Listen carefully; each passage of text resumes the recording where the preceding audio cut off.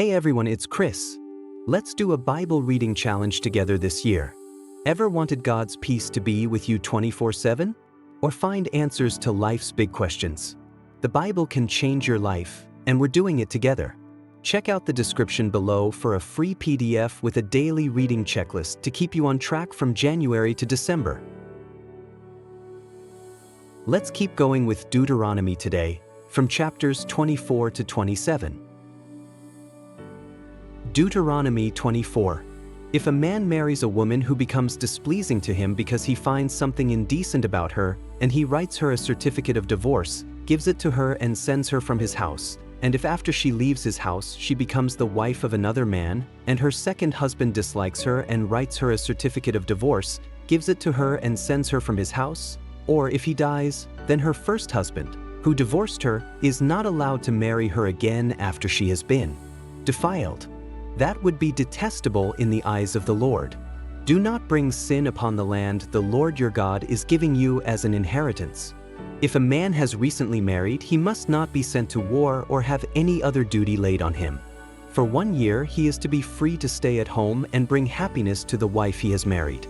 Do not take a pair of millstones, not even the upper one, as security for a debt, because that would be taking a person's livelihood as security. If someone is caught kidnapping a fellow Israelite and treating or selling them as a slave, the kidnapper must die. You must purge the evil from among you. In cases of defiling skin diseases, be very careful to do exactly as the Levitical priests instruct you. You must follow carefully what I have commanded them. Remember what the Lord your God did to Miriam along the way after you came out of Egypt.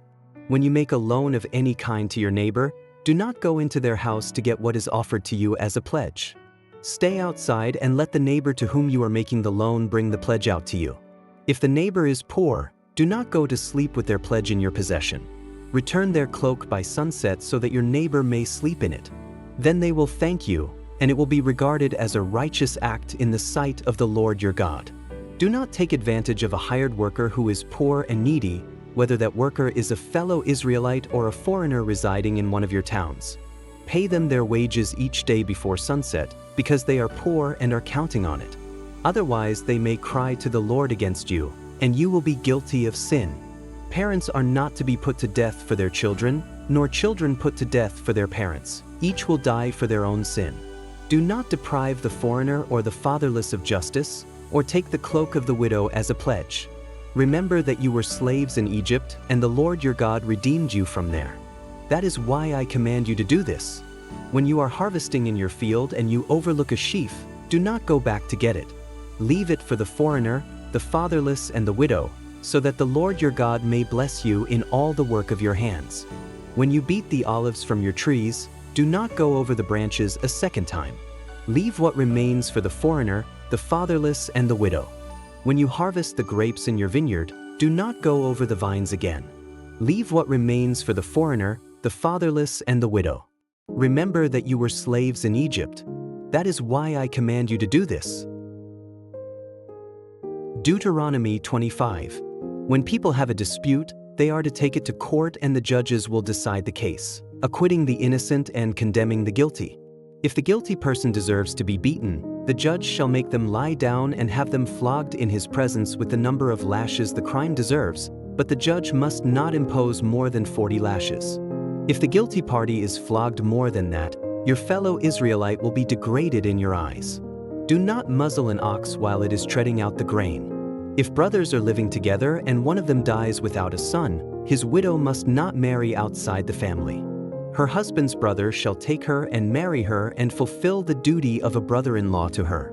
The first son she bears shall carry on the name of the dead brother so that his name will not be blotted out from Israel. However, if a man does not want to marry his brother's wife, she shall go to the elders at the town gate and say, "My husband's brother refuses to carry on his brother's name in Israel. He will not fulfill the duty of a brother-in-law to me." Then the elders of his town shall summon him and talk to him. If he persists in saying, "I do not want to marry her," his brother's widow shall go up to him in the presence of the elders, take off one of his sandals, spit in his face and say, "This is what is done to the man who will not build up his brother's family line." That man's line shall be known in Israel as the family of the unsandaled. If two men are fighting and the wife of one of them comes to rescue her husband from his assailant, and she reaches out and seizes him by his private parts, you shall cut off her hand. Show her no pity. Do not have two differing weights in your bag, one heavy, one light. Do not have two differing measures in your house, one large, one small. You must have accurate and honest weights and measures, so that you may live long in the land the Lord your God is giving you. For the Lord your God detests anyone who does these things, anyone who deals dishonestly. Remember what the Amalekites did to you along the way when you came out of Egypt. When you were weary and worn out, they met you on your journey and attacked all who were lagging behind. They had no fear of God. When the Lord your God gives you rest from all the enemies around you in the land he is giving you to possess as an inheritance, you shall blot out the name of Amalek from under heaven. Do not forget. Deuteronomy 26. When you have entered the land the Lord your God is giving you as an inheritance and have taken possession of it and settled in it, take some of the firstfruits of all that you produce from the soil of the land the Lord your God is giving you and put them in a basket. Then go to the place the Lord your God will choose as a dwelling for his name and say to the priest in office at the time, I declare today to the Lord your God that I have come to the land the Lord swore to our ancestors to give us. The priest shall take the basket from your hands and set it down in front of the altar of the Lord your God. Then you shall declare before the Lord your God, My father was a wandering Aramean, and he went down into Egypt with a few people and lived there and became a great nation, powerful and numerous. But the Egyptians mistreated us and made us suffer, subjecting us to harsh labor. Then we cried out to the Lord, the God of our ancestors, and the Lord heard our voice and saw our misery, toil, and oppression. So the Lord brought us out of Egypt with a mighty hand and an outstretched arm, with great terror and with signs and wonders. He brought us to this place and gave us this land, a land flowing with milk and honey, and now I bring the firstfruits of the soil that you, Lord, have given me. Place the basket before the Lord your God and bow down before him.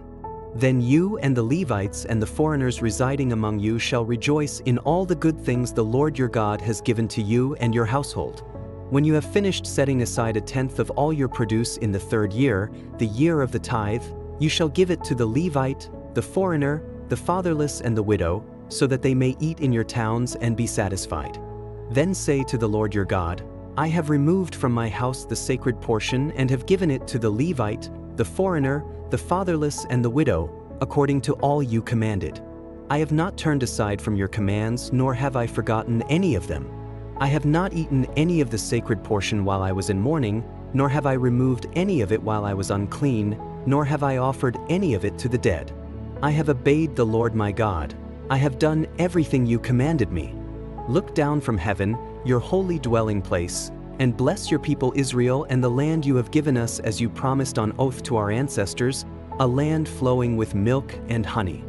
The Lord your God commands you this day to follow these decrees and laws. Carefully observe them with all your heart and with all your soul. You have declared this day that the Lord is your God and that you will walk in obedience to him, that you will keep his decrees, commands, and laws, that you will listen to him. And the Lord has declared this day that you are his people, his treasured possession as he promised, and that you are to keep all his commands. He has declared that he will set you in praise, fame, and honor high above all the nations he has made, and that you will be a people holy to the Lord your God, as he promised. Deuteronomy 27. Moses and the elders of Israel commanded the people, Keep all these commands that I give you today. When you have crossed the Jordan into the land the Lord your God is giving you, set up some large stones and coat them with plaster. Write on them all the words of this law when you have crossed over to enter the land that your God is giving you, a land flowing with milk and honey, just as the God of your ancestors promised you. And when you have crossed the Jordan, set up these stones on Mount Ebal, as I command you today, and coat them with plaster. Build there an altar to your God, an altar of stones. Do not use any iron tool on them. Build the altar of your God with field stones and offer burnt offerings on it to your God. Sacrifice fellowship offerings there, eating them and rejoicing in the presence of and you shall write very clearly all the words of this law on these stones you have set up. Then Moses and the Levitical priests said to all Israel, Be silent, Israel, and listen. You have now become the people of the obey your God and follow his commands and decrees that I give you today. On the same day Moses commanded the people, when you have crossed the Jordan, these tribes shall stand on Mount Gerizim to bless the people: Simeon, Levi, Judah, Issachar, Joseph, and Benjamin. And these tribes shall stand on Mount Ebal to pronounce curses: Reuben, Gad, Asher, Zebulun, Dan, and Naphtali.